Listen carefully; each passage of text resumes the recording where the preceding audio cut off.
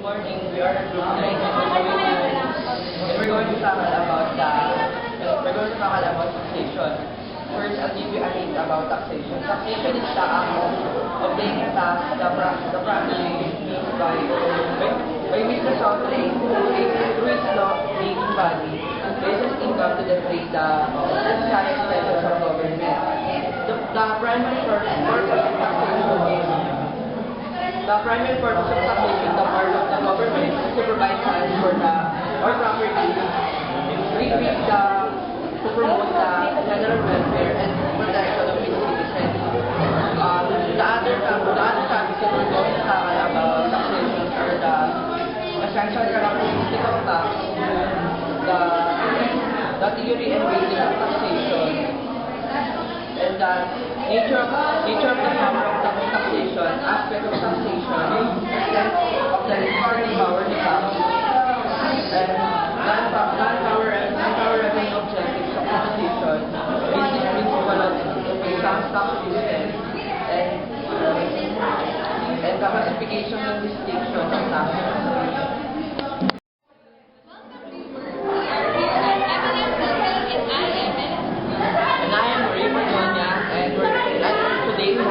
From Europe Internal Revenue to answer different questions about taxes.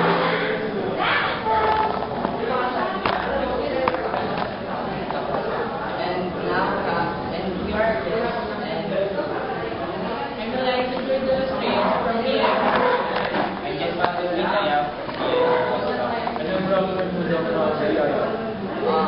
okay, for our first question, let's ask the taxation.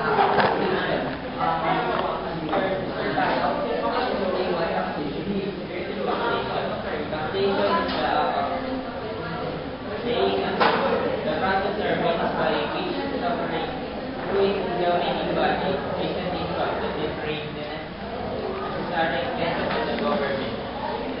Thank you, Mr. Kaya. What about the purpose of taxation? Thank you.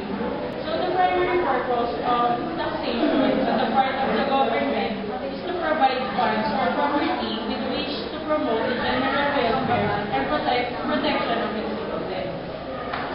Okay, for our third question, we're going to ask Sir to what's the meaning of taxes? Taxes. Taxes are the enforced proportionate contributions from persons and properties levied by the lawmaking body of the state by virtue of its sovereignty for the support of the government and all other needs. For the follow-up question, can you please elaborate what are the essential characteristics of tax? The essential characteristics of tax is number 1, it is an enforced contribution. Number 2, it is generally payable in money. Number 3, it is proportionate in character. Number 4, it is levied on persons or property. Number 5, it is levied by the state which has jurisdiction over the person or property. Number 6, it is levied by the lawmaking body of the state. And the last one, number 7, is it is levied for public purpose or purposes. Thank you, Mr. Ray. And now let's go to the theory and basis of taxation. Can you answer that, Mr. Kaya? Thank you. Theories and basis of taxation are necessity and reciprocal duties of protection and support between the state and its inhabitants. Necessity, the power of taxation proceeds upon the theory that the existence of government is necessity. It cannot continue without means to pay its expenses. For this means, it has the right to compel and its citizens and property within its limits to contribute.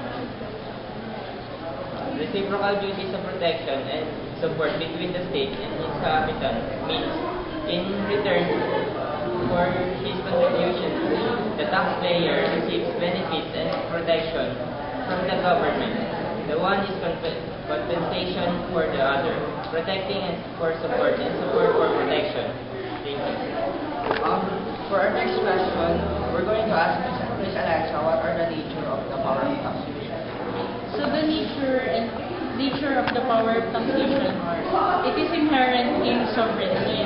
So So the power of taxation is inherent in sovereignty as an incident or attribute thereof being essential to the existence of every government. So every government in every country there is the process of taxation. So next is it is a legislative in character.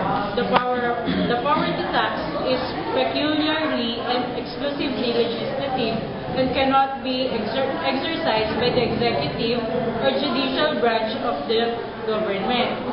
So next is it is subject to constitutional and inherent limitations. The power of taxation is subject to certain limitations. Most of these limitations are specifically provided in the Constitution or implied therefrom, while the rest are inherent, and they are those which spring from the nature of the taxing power itself, although they may or may not be provided into the Constitution.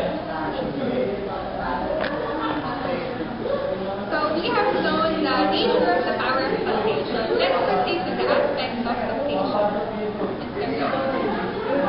The exercise of the power of taxation involves two aspects, and there are, number one, levy or imposition of the tax, which is the legislative act, and collection of the tax levied, which is essential administrative in character. For our next question, we're going to ask Mr. Kaya what are the basic principles for sound tax system? Basic principles of sound tax systems are fiscal adequacy. It means that the source of revenue that is received therefrom, taken as a whole, should be sufficient to meet the demand for public expenditure. Number two, equality or theoretical justice.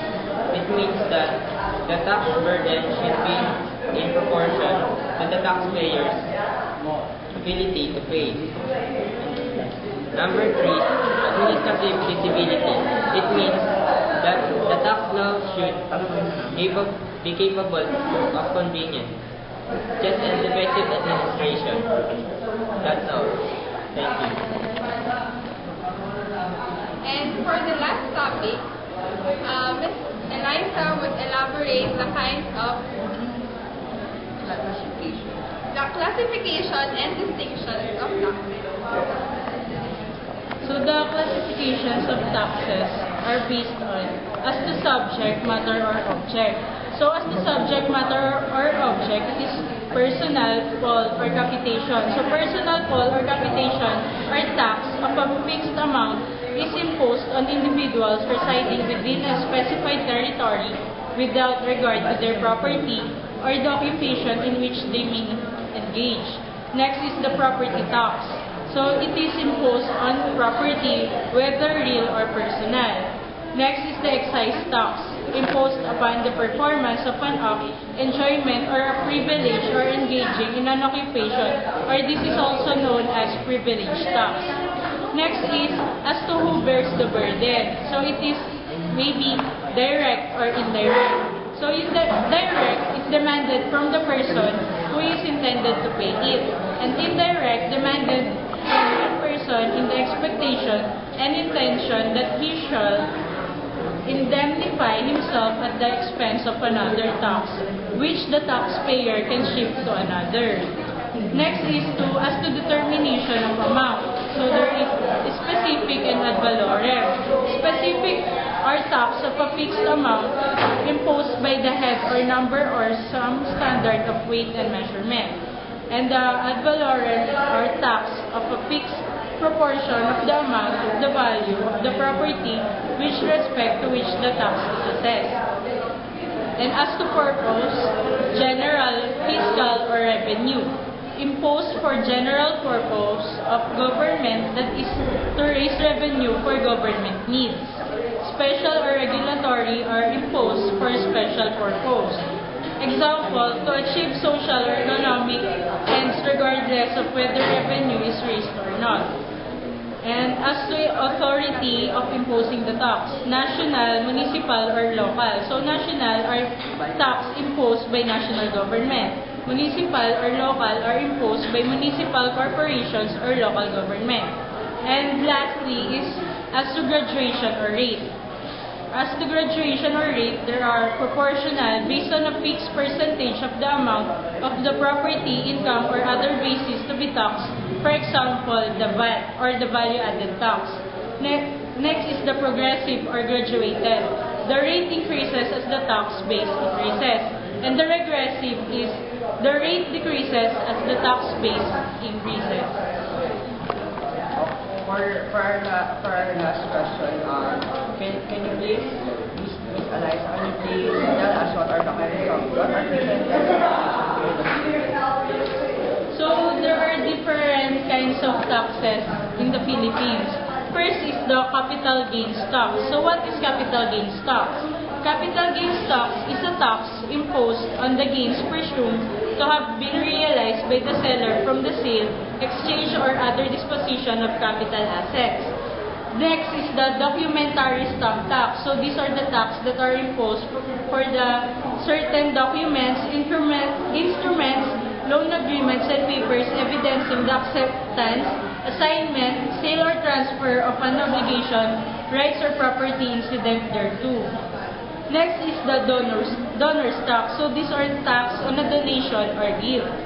And then next is the income tax. So income tax, these are the tax that are imposed from the income of a certain person. Next is the percentage tax.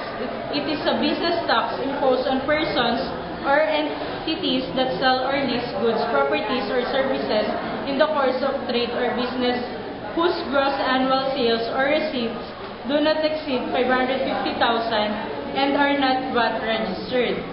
Next is the value-added tax. So this is the VAT. This is what we call VAT. It's a business tax imposed and collected from the seller in the course of trade or business on every sale of properties. Real person, lease of goods or properties, real or personal, or vendors of services. It is an indirect tax that it can be passed on to the buyer. Next is the withholding tax on compensation. It is the tax withheld from individuals receiving purely compensation income. Next is the expanded withholding tax. Expanded withholding tax is a kind of withholding tax which is prescribed only for certain payers and is creditable against the income tax due of the payee for the taxable quarter year. Next is the final withholding tax. So it is a kind of withholding tax which is prescribed only for a certain payers and is not creditable against the income tax due of the payee for the taxable year. So So we have